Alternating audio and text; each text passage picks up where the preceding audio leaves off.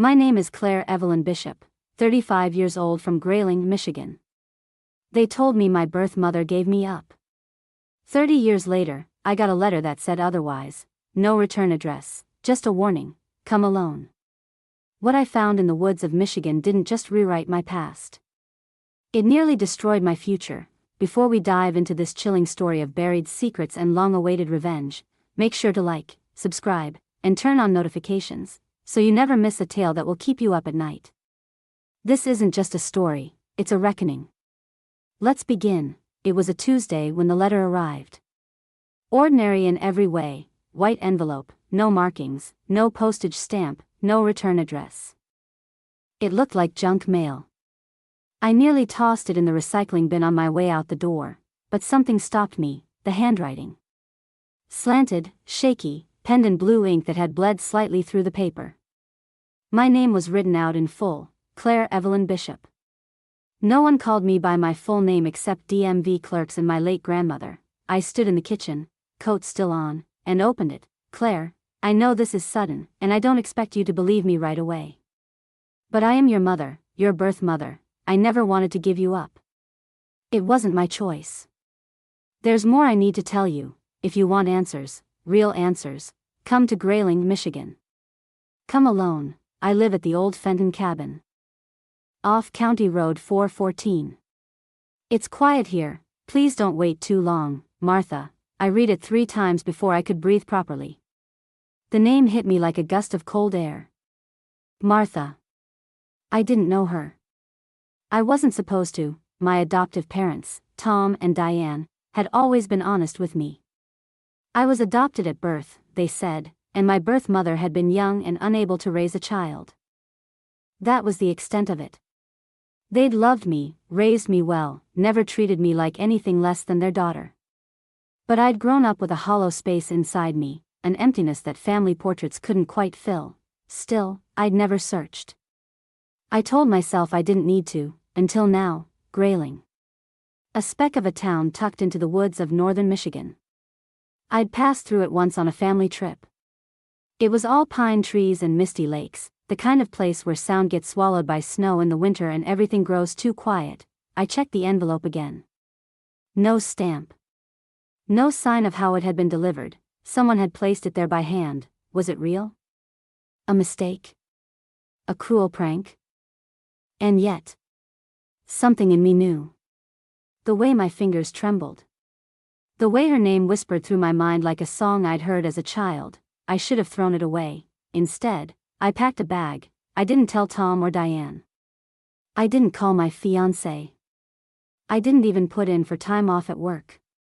I just fueled up my car, printed directions to County Road 414, and started driving north, toward the woods, toward the truth, toward the woman who might have been forced to disappear.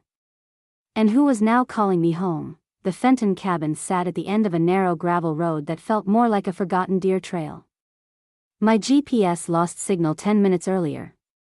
Trees crowded both sides of the path like guards keeping a secret. Pines stretched tall and close, swallowing light, muting sound. I hadn't passed a single house in miles. Only woods. Only silence. Then I saw it, a sagging roof. Peeling paint. Smoke rising from the chimney in thin, ghostly ribbons. The cabin looked like it had been built and abandoned in the same decade. But the lights were on. I parked the car, engine ticking in the cold. The wind rustled the treetops but didn't reach the ground. My breath clouded the windshield. I stepped out and approached the door slowly, boots crunching against gravel and dead pine needles. Before I could knock, it opened. She stood there, thin, gray hair pulled back into a loose braid, eyes the color of a winter sky. Her face was creased and pale, like time had sandpapered it down to truth. Claire, she said softly. I froze. She looked at me like she'd known me all her life, like she'd memorized my face through the eyes of a child who hadn't aged. I searched for some echo of myself in her features. There was something familiar in the jawline. The chin. The way her eyes didn't blink when they held yours. You're Martha? I asked. She nodded once, then stepped aside. Come in. It's colder than it looks.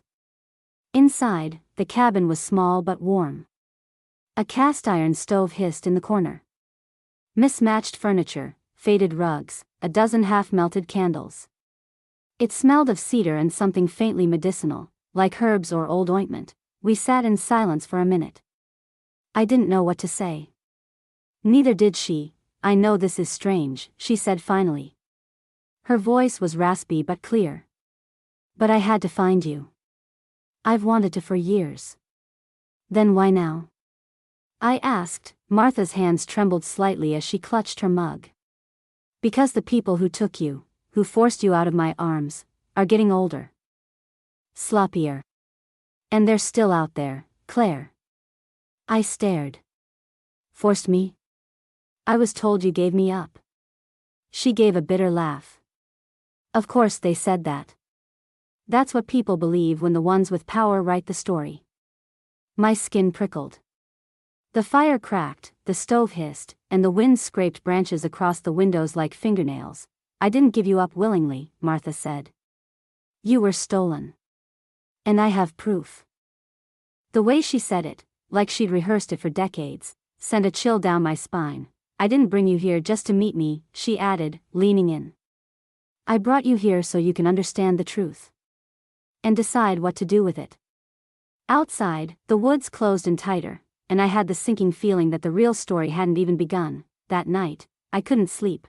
Martha had gone to bed early, leaving me with a worn quilt, a stiff couch, and 100 unanswered questions humming through my mind like static. The cabin groaned softly with the wind, and every creak made my muscles tense. I wasn't sure if I trusted her. But I couldn't stop looking for clues, something that would either prove her story or unravel it completely. Sometime after midnight, I wandered the narrow hallway. Most of the doors were shut tight. One, however, stood slightly open. A small room, barely bigger than a pantry. Inside, a rickety writing desk, an old oil lamp, and dozens of boxes stacked in the corner, papers. Clippings. Receipts, and a leather-bound journal, its cover cracked with age. It wasn't hidden exactly, more like left waiting. I picked it up, hesitated, then sat in the chair. I opened to the first page. July 3, 1993, he told me I had no choice. That a 17-year-old runaway didn't get to keep a baby. I screamed. He didn't care. He smiled. Said the baby was better off gone. My chest tightened, page after page. She wrote in looping, uneven cursive, poured her trauma into every line. Martha had been young, pregnant, and alone. She'd come to Grayling to escape an abusive home, only to fall under the control of someone far worse. His name appeared for the first time 10 pages in, Sheriff Gerald Kearns. He said I was lucky he didn't lock me up for trespassing on the wrong land. That I owed him. When he found out I was pregnant. He changed. Got mean. Said he had plans for the baby. I swallowed hard. The same man she claimed was my grandfather. A respected sheriff. Beloved in his day. Pictures of him still hung in Grayling's town hall. I remembered his name from the news archives Martha showed me earlier, tributes, parades, honors, but in her journal, he wasn't a hero. He was a monster, she wrote of being kept in isolation. Threats. No prenatal care. A hidden birth.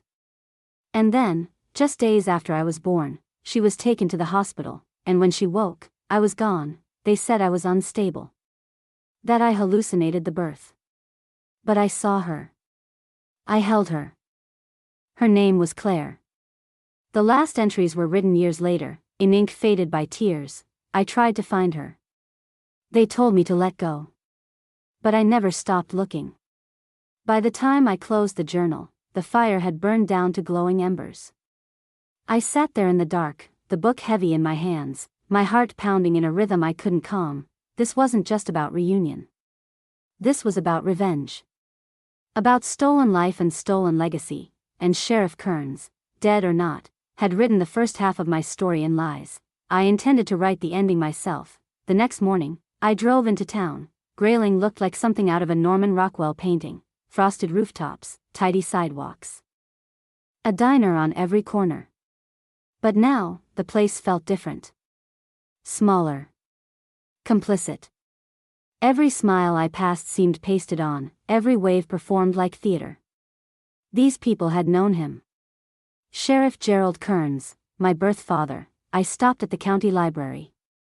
A quiet woman with a name tag that read Paula helped me find the archived newspaper reels. She was polite until I said his name. Gerald? Her voice dropped. You mean the sheriff? He was a great man. Kept this town safe for nearly 3 decades. Her eyes softened like she was remembering someone gentle. I didn't correct her. I spent the next 4 hours hunched over the microfilm machine, scrolling through headlines. Kearns awarded for years of service, community rallies behind sheriff in re-election, tragic fire at women's shelter, foul play not suspected. I paused. That article was dated August 1993, the same month I was born. I skimmed the piece. A private shelter just outside town, where Martha had supposedly stayed, had burned down. No official explanation. No charges. 3 women relocated. 1 never found. Martha. I checked public records next. Sheriff Kearns' personnel file had gaps. Certain documents had been sealed or removed entirely, lost in transition when the office went digital. But what I found was enough. He was appointed guardian to 1 minor female in 1993. No name listed. Just the code Ward 3A. I recognized the address tied to it. It was Martha's former residence. He'd had her declared mentally unfit, placed under temporary guardianship, then committed to a psychiatric ward in Traverse City under emergency authorization. He'd signed the papers himself. That's how he did it. He used the badge, the power, the trust of this town. He controlled the narrative from every angle. No one questioned the sheriff when he said a girl had gone crazy. No one investigated further when the baby disappeared. They just looked away and chalked it up to poor circumstances. And me, I was catalogued, processed, adopted out, quietly, cleanly. No trail. No mess. The Whitlows had taken me in under a closed adoption brokered through an attorney who'd later become a district judge, his oldest son, Robert Kearns. It was a family operation, a legacy of control. Of buried women. Of invisible children. By the time I left the library, my hands were shaking. These people still lived here. Still held power. And none of them had paid for what they did. Gerald was 6 feet under, his obituary glowing with praise. His sons now sat behind benches and desks, writing laws and rewriting truths. But I had something they didn't, the story they never expected to resurface, and this time, it had a name. Mine. Robert Kearns had a face made for courtroom portraits, clean-cut, gray-templed, confident. I recognized him immediately from the framed photographs in the courthouse lobby. Judge Kearns of the 46th Circuit Court. Honorable. Untouchable. My uncle, the other was Charles Kearns. A lawyer. Less visible, more slippery.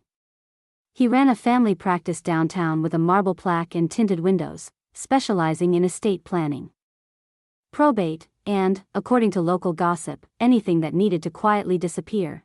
They were both well-liked. Men of principle. The kind people thanked for donations at church dinners and invited to speak at high school graduations. But once I started digging, the gloss began to crack. Over the next week, I posed as a freelance researcher looking into old public land transfers. It was a thin cover, but it worked. At the Crawford County Register of Deeds, I found something peculiar. In August 1993, a parcel of land, formerly owned by a private women's shelter, was quietly transferred to a trust run by Kearns Associates, Charles's firm, the same shelter that mysteriously burned down. The same one Martha stayed at. There were more threads.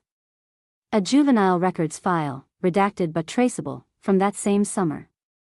The initial custody and adoption proceedings for one unnamed infant, again handled by Charles. My adoption. All paths looped back to them.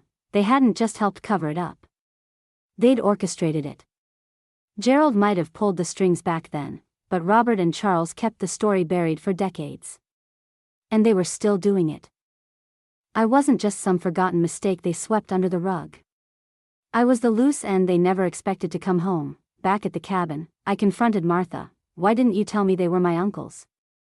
I asked. She sat by the window, watching snow drift lazily down through the pines. Her hands shook slightly, but not from cold. "I didn't want you to be afraid of them," she said. "Because once you know what they're capable of, it's hard to feel safe again." I sat across from her, sliding the deed records and adoption files across the table. "They're hiding something else. I can feel it. Something bigger." Martha's voice lowered to a whisper. "They were afraid I'd go public. That I'd tell people what really happened. But it wasn't just about you. It was about what they were doing to other girls." My blood ran cold. "What other girls?" I asked. Martha didn't answer right away. She looked at the journal, then out toward the dark tree line beyond the frosted glass. "There were others," she said finally. "And I think at least one of them is still missing." The room seemed to shrink around us. This wasn't just about my story anymore. It was about a legacy of exploitation, hidden in plain sight, guarded by men in suits with family crests and courtroom power, and now I knew their secret, which meant I was next on their list. But I wasn't going to run, I was going to burn it all down. It started with a shoebox tucked beneath a loose floorboard in the cabin's back room. I had been searching for a flashlight when I noticed the uneven seam. Curious, I pried it up and found the box, taped shut, wrapped in a flannel cloth stained with age. Inside, papers, medical forms, and a worn cassette labeled in fading ink, "Claire, August '93." Martha stood in the doorway, her face pale when she saw it. "You found it," she whispered. "You said you burned everything." I lied. I couldn't let it go. Not all of it. The documents were damning. A forged psychiatric evaluation with Martha's name misspelled. An outdated hospital discharge sheet, time-stamped hours after my birth, with no mention of an infant.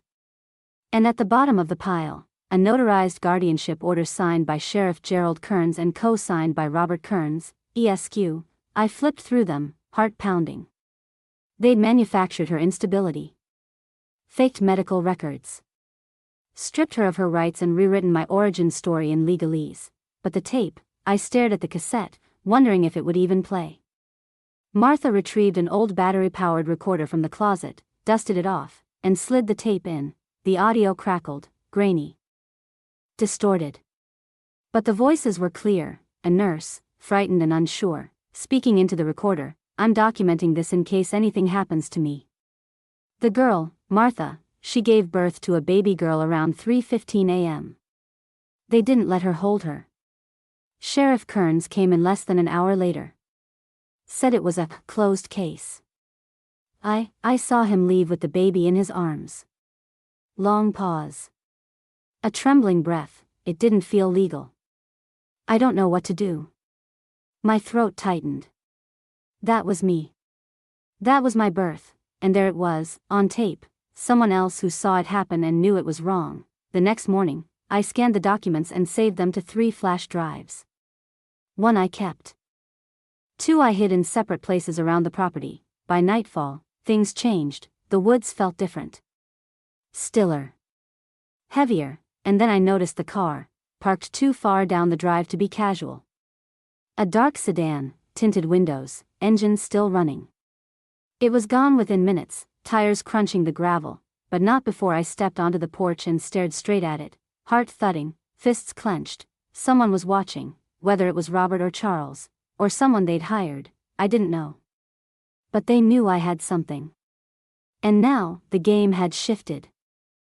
I wasn't just a forgotten daughter anymore, I was a threat. Inside the cabin, Martha locked every door and checked the windows twice.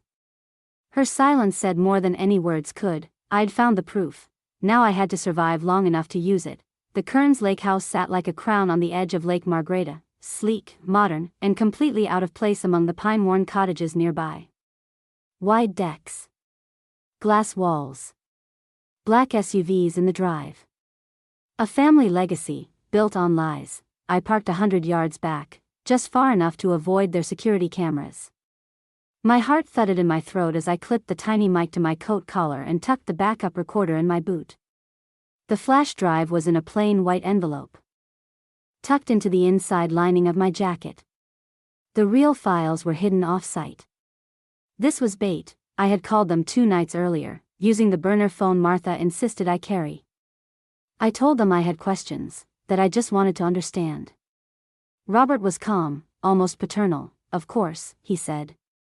We should talk. But his tone chilled me. Not because it was fake, because it was perfect. As I approached the front steps, Charles opened the door with a smile too tight to be genuine. Claire, he said. You look so much like her. I get that a lot, I said, stepping inside. The air was warm, but my hands stayed cold.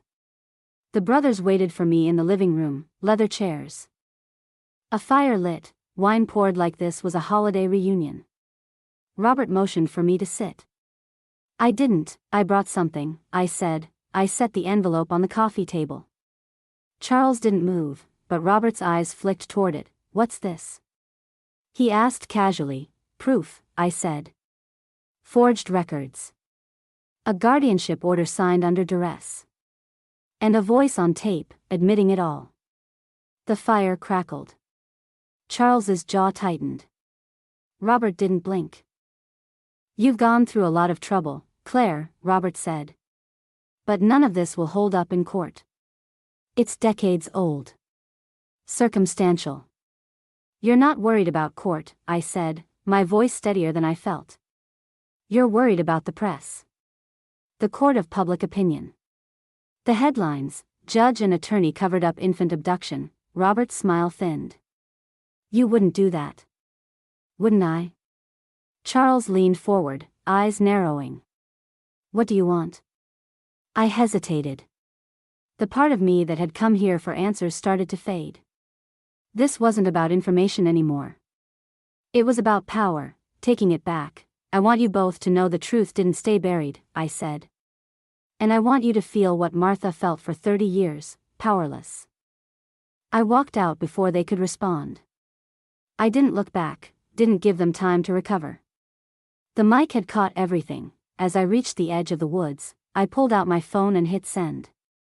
The files, the audio, the video, it all went to a dozen inboxes, reporters, investigators, advocacy groups. The fire was lit. Behind me, the perfect family house began to rot from the inside out, and for the first time in my life, I felt free. It started as a trickle. A local blog picked it up first, an anonymous tip about corruption in the Kearns family. Then a regional paper published the story with side-by-side photos, Judge Robert Kearns in his robe and gavel next to a younger version of Martha, holding a newborn Claire in a grainy hospital photo. Then it exploded. National outlets picked up the story.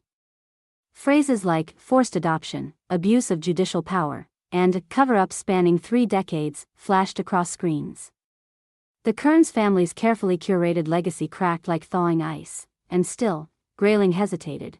There were those who supported me, women from town who whispered their own buried stories, neighbors who'd long suspected something dark behind the Kearns' polished veneer. People left flowers outside Martha's gate. A local teacher organized a donation drive for a legal fund we didn't ask for. And the county opened an internal ethics investigation, but not everyone welcomed the truth. Some still called me a liar. She's just after money. She wants to ruin that family's name. That poor judge, all he did was try to raise his niece. A local pastor refused to mention the scandal from the pulpit, despite knowing exactly who had funded his last renovation. An elderly neighbor glared at me every time I drove into town. Even the cashier at the diner, where I'd once shared fries as a child with Tom and Diane, gave me my change with a sneer. Grayling wasn't just dealing with the fall of a man. It was wrestling with its own reflection, because to acknowledge the truth meant admitting everyone had looked the other way. Martha stayed inside for days after the 3rd night someone slashed her mailbox and spray-painted liar across the front of the cabin. I offered to take her somewhere safer, but she refused. I've already lost too many years hiding, she said, her voice trembling. I won't let them shame me back into silence. We doubled the locks, installed cameras, and kept going, but the toll was visible. Martha grew thinner. She spoke less, stared more. Sometimes I caught her humming the same tune over and over, one I vaguely recognized from childhood lullabies. I didn't ask her what it was. I just sat beside her and listened. The day the ethics panel suspended Judge Kearns without pay, I drove into town for coffee. Someone had taped a photo of me to the door of the cafe, my face circled in red ink. Beneath it, someone had scrawled, "Go back to where you came from." I ripped it down. Walked inside. Ordered black coffee and stared every person in the eye. No one said a word. The truth was out, but Grayling wasn't ready to heal. It was still deciding whether to bury its guilt, or burn it down like I had. The snow melted slowly that year, like the earth itself was reluctant to let go of the past. The roads into Grayling were still lined with slush and salt, but the cabin's front porch thawed early. We sat on the steps most mornings, Martha wrapped in an old shawl, me cradling coffee and watching the woods breathe again. The silence that once haunted the trees now felt different. Lighter. Like something had been released, Martha spoke more now. Not always about the past, sometimes it was just her thoughts on spring, or recipes she hadn't cooked in years. But when she talked about what happened in 1993, her voice no longer cracked. It held weight. "Purpose, I thought losing you broke me," she said one morning, her fingers tracing the rim of her cup. "But keeping quiet nearly killed me." We started the fund a week after the formal charges were filed against Charles Kearns: obstruction, fraud, witness intimidation. Robert had resigned from the bench, for personal reasons, before the ethics panel could finish its investigation. There was no trial yet, no guilty verdict. But for once, they weren't in control of the narrative. The legal fund was Martha's idea. "Not everyone has a daughter who comes back," she said. "But maybe they have a shot if someone's willing to stand with them." We called it her Voice Legal Initiative. Small at first. Just a page online, a few $100s raised from friends and sympathetic strangers. But it grew. Fast. Survivors from across the state wrote in. Some had never told their stories before. Some didn't even know their rights had been violated, until now. Martha insisted on recording a video for the homepage. Just her, sitting in a chair on the porch. "My name is Martha DeWitt. When I was 17, I was forced to give up my daughter. I was told I didn't deserve her. That no one would believe me. That I was crazy. But I wasn't. I was silenced." She paused then, eyes steady, "And I'm done being quiet." The video went viral. Not millions of views viral, but enough. Enough to matter. Enough to crack open other silences. The Kearns family name no longer inspired reverence. It inspired questions. Laws were re-examined. Judges looked over old guardianship cases with fresh eyes. And as for me, well, I was still learning what it meant to rebuild a life from splinters. I still had dreams where I wandered endless hallways, always searching. But now, when I woke, there was a voice beside mine. Someone who knew me before I had a name. "I missed your first words," Martha told me once, tears barely held back. "But I won't miss another. And neither will the world." The truth didn't come easy. It cost us time, safety, comfort, but silence no longer owned us, and in its place, there was finally space for her voice. And mine. If this story moved you, don't let it end here. Like, comment, and subscribe to support more true and powerful stories like Claire's. Share this video to give a voice to those who've been silenced. And remember, sometimes the truth doesn't stay buried forever.